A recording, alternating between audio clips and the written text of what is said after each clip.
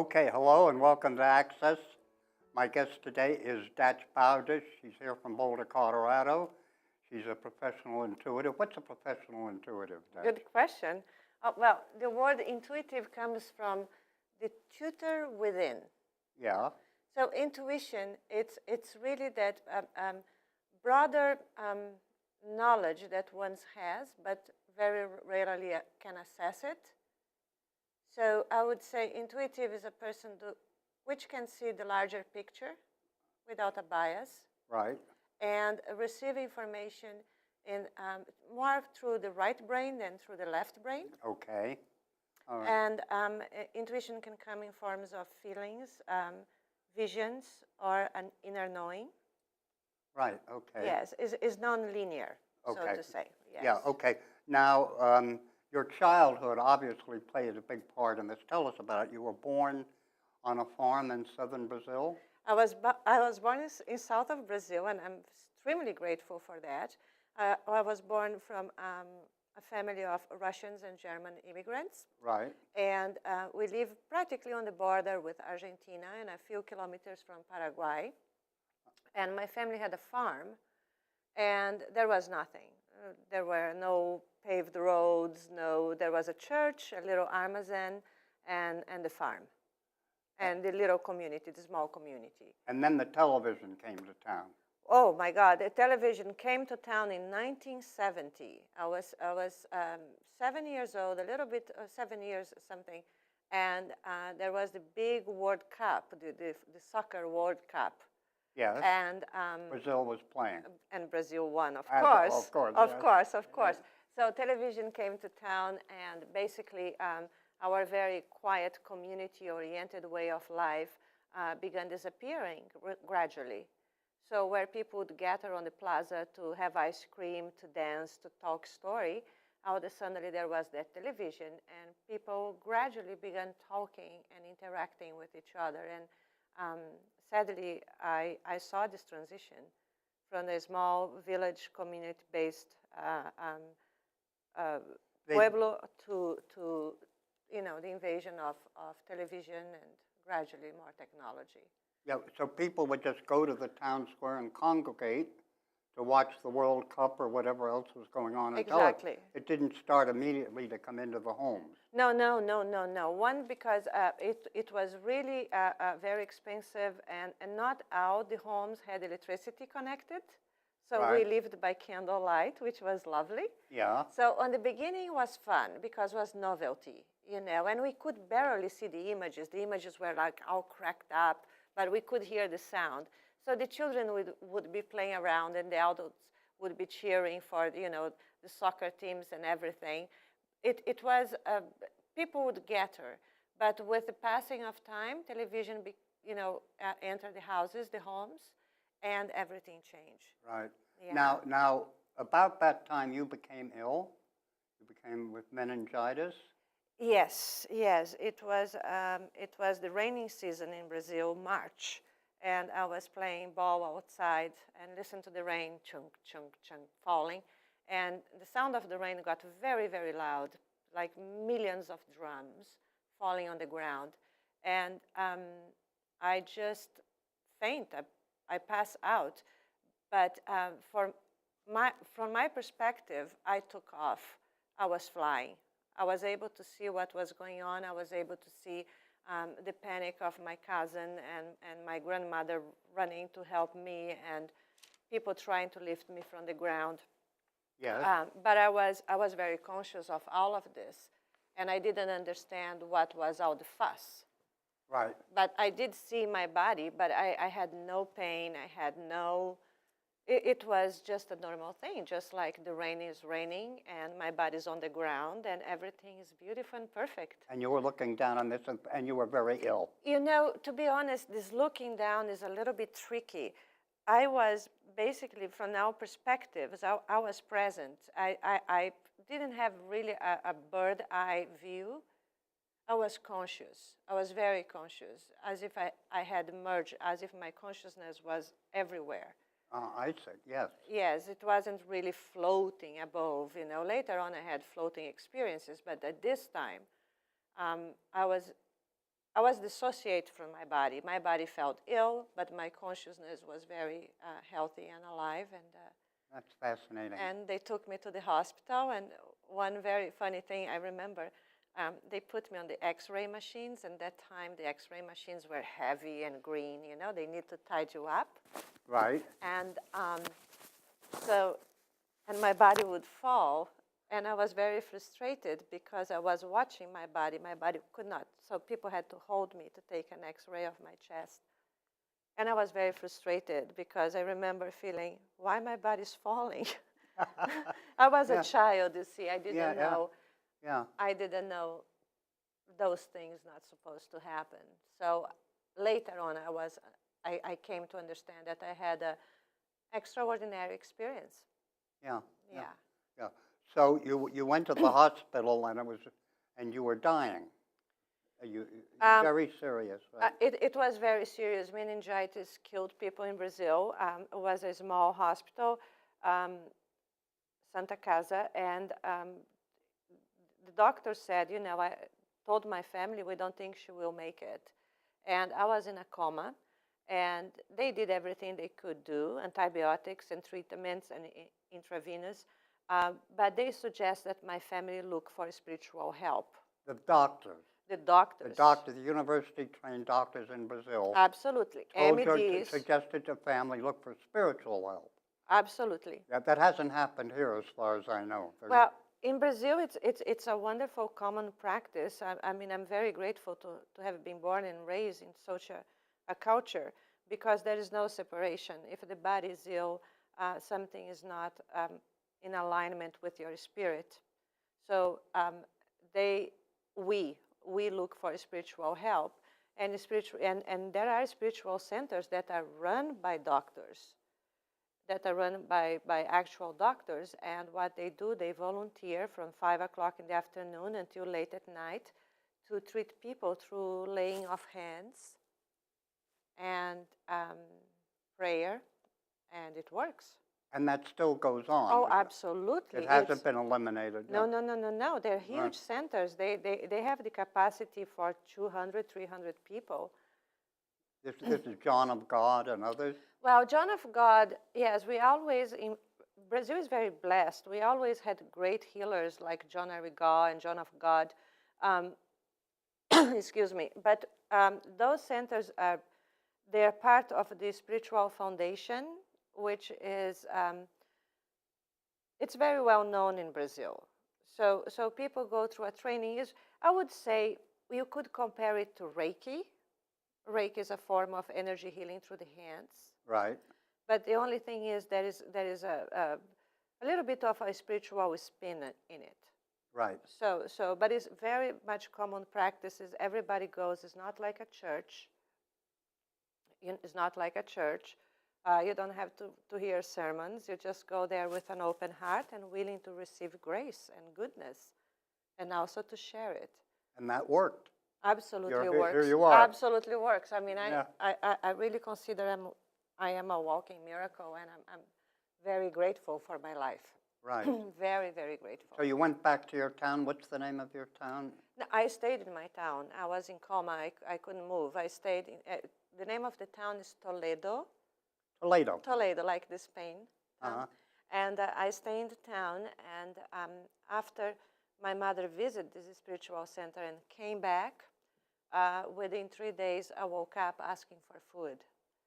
And that was a miracle. So the whole town kind of was cheering up. It wasn't a big town, but everybody, they tell me they were cheering up, and there was a party and everything else.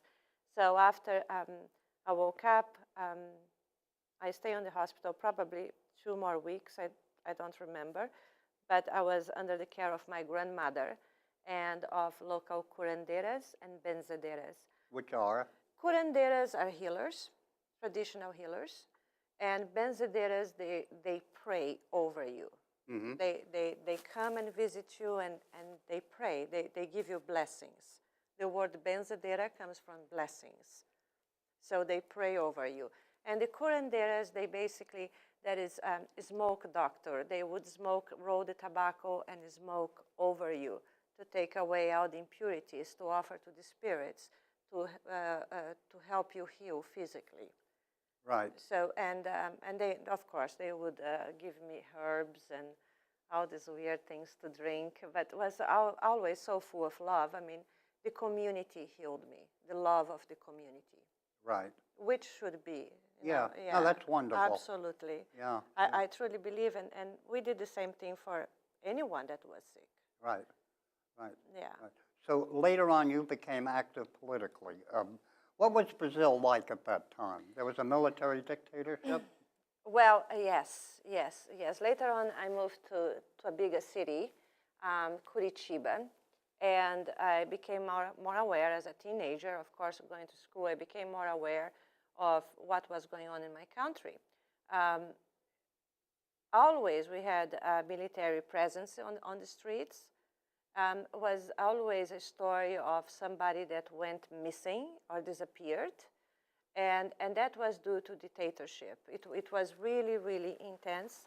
I became active against dictatorship around 14 years old. I went to jail a few times. Well, whoa, don't go too fast. All right. Now, when you were 14, what exactly did you get involved in and do? Basically, you would go to school, and I always been a very curious person, and we would ask questions, and the teachers would say, we're not allowed to talk about it. We're not allowed to talk about it. We didn't have access to so much information, and there was the older students from the university. They were protesting against dictatorship. They were, wanting to have amnesty because many of our intellectuals and artists were extradited from the country, from Brazil. They had to leave the country. So I was very much involved in bringing down dictatorship, also bringing knowledge, to Brazil. I used to listen to the radio of Moscow on the single band, in Portuguese. They had a program. And it was fun. I mean, it was like, let's help bring down dictatorship, give a decent life to people. Inflation that time was horrendous. Not everybody had access to education or medical assistance. And so I went to jail, but my case. Well, what did they come to you for? I mean, what exactly did the army come, the police? Oh no! Once was basically mischief. A group of us decided to board a big bus and kind of kidnap the bus and coerce people to fight the government, and that didn't work too well.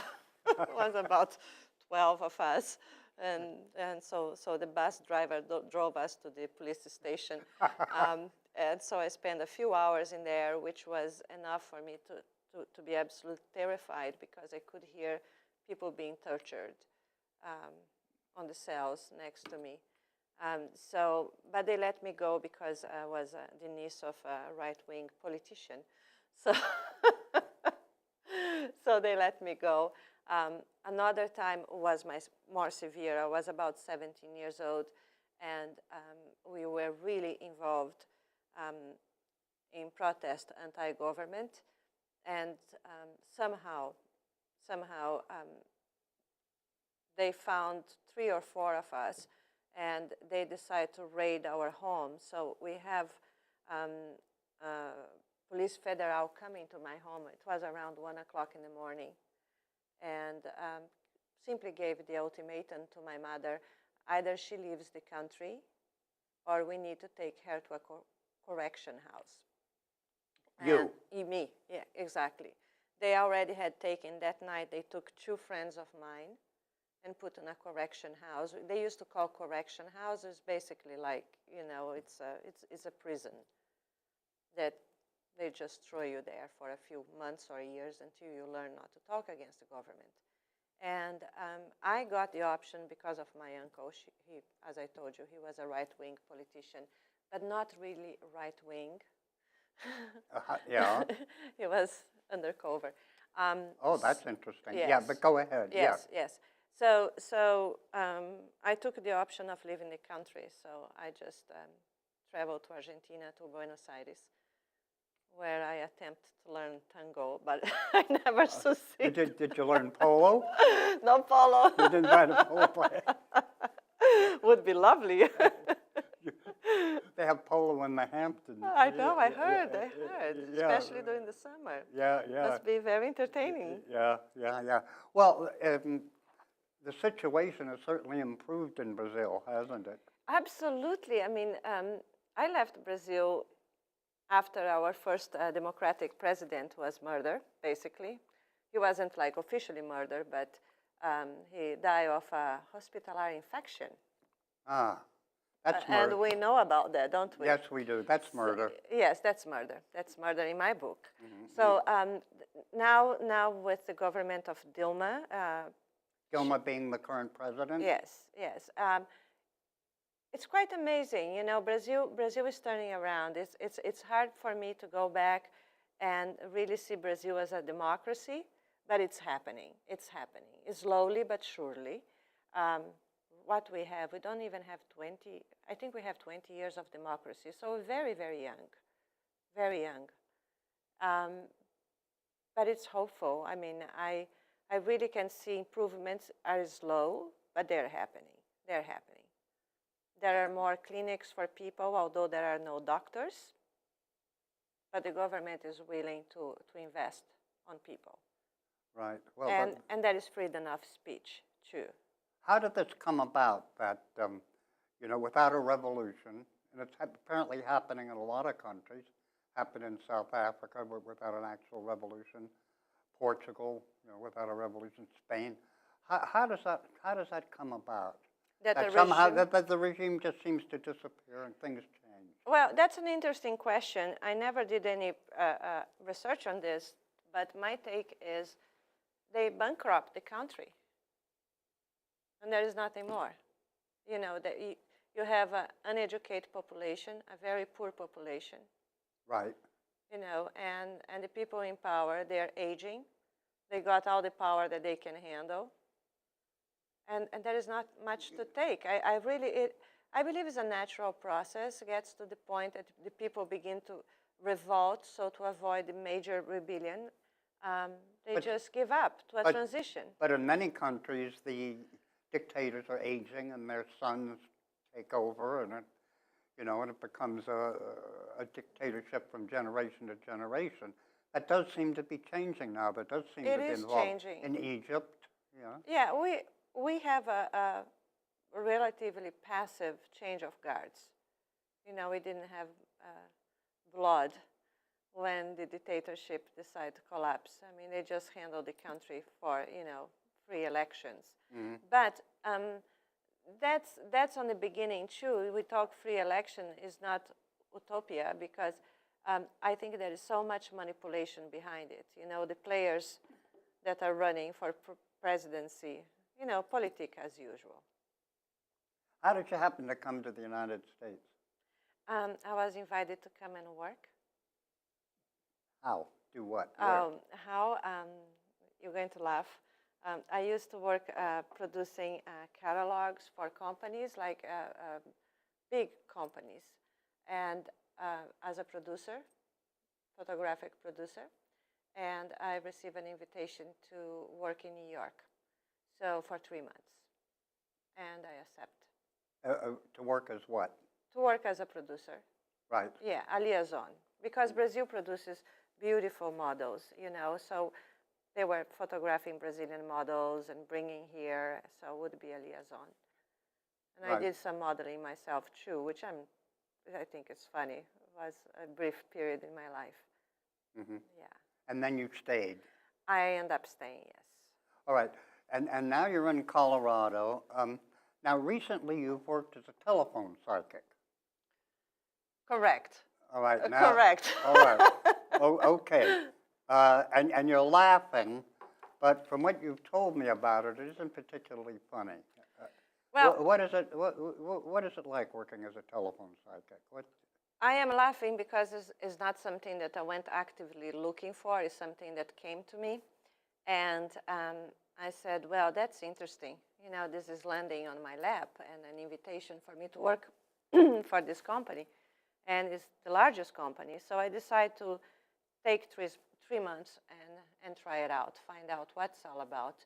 And it's fascinating. It's a fascinating universe because this particular company works 24/7, has over 260 professional psychics, and the telephones don't stop ringing.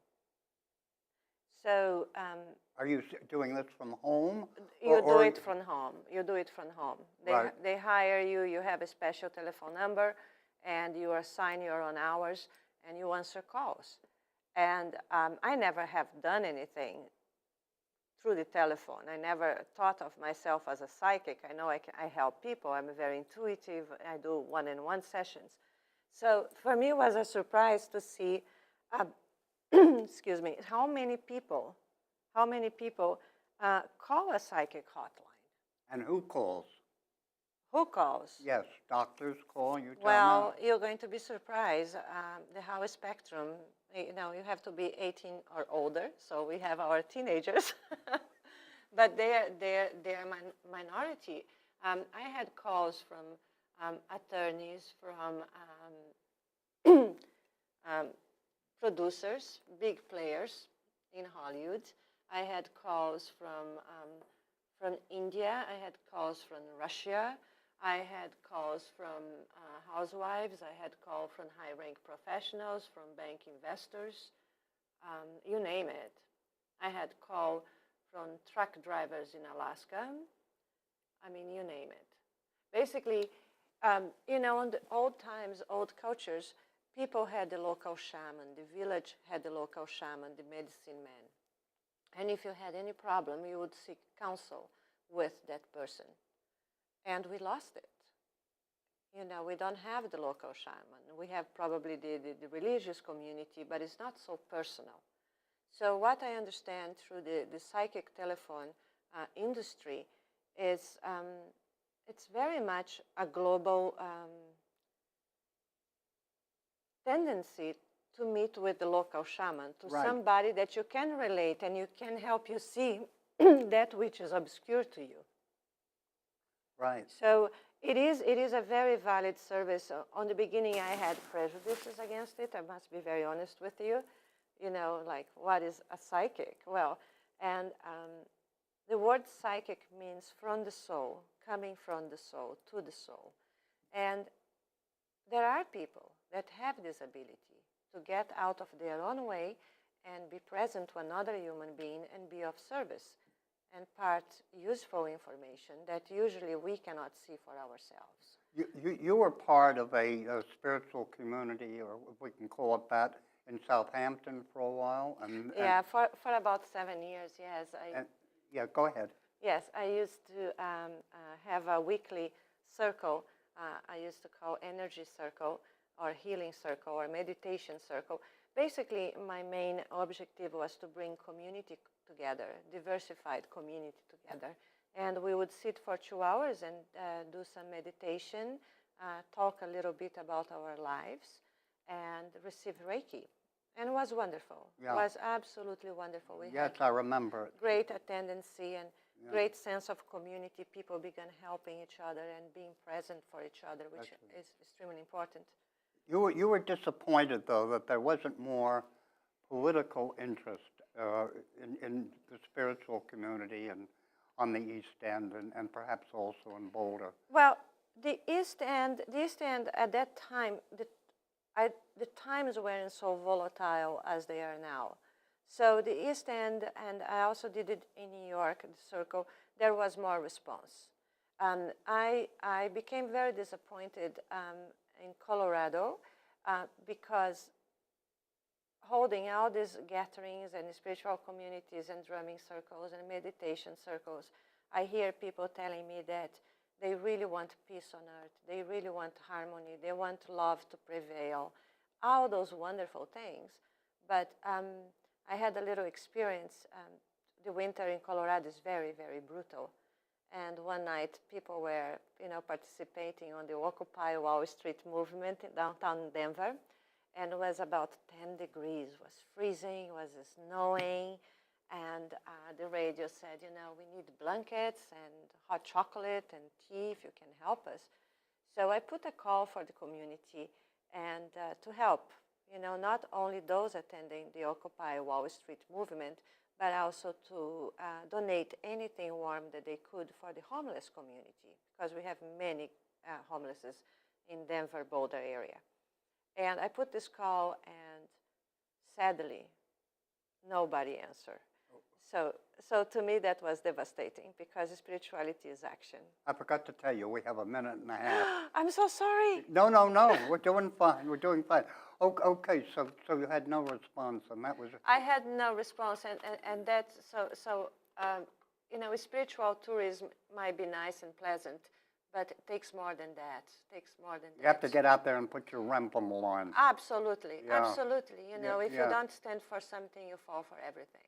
And you're saying with the occupied people, now that you're concerned, they're going back to meditation? Oh, Boulder Occupy movement is quite sweet, but I don't know how effective it is. I mean, people sit in there and do yoga and chant and meditation. I mean, it's a little bit of a bubble, you know, while we have real problems to address. But I don't believe sitting in a square is going to make change. I think we really need to be more considerate and aware of one another on the daily life. Right. You can create great changes by buying coffee. Okay, quickly, how can people find you? Oh, okay. They can either email me at morepeace@me.com Okay. or visit my website, insightfulcall.com. Repeat that. Insightfulcall.com. And that's your website. That's my website. And the email? More peace, like paz, peace. Yes, okay. .com. All right. Morepeace@me.com. Yeah. Yes. All right. We've had Datch Baudisch, who is, I think, a great credit to us. And thanks very much for coming here, Datch. Thank you, an absolute pleasure. Much love. All right. Ciao. All right.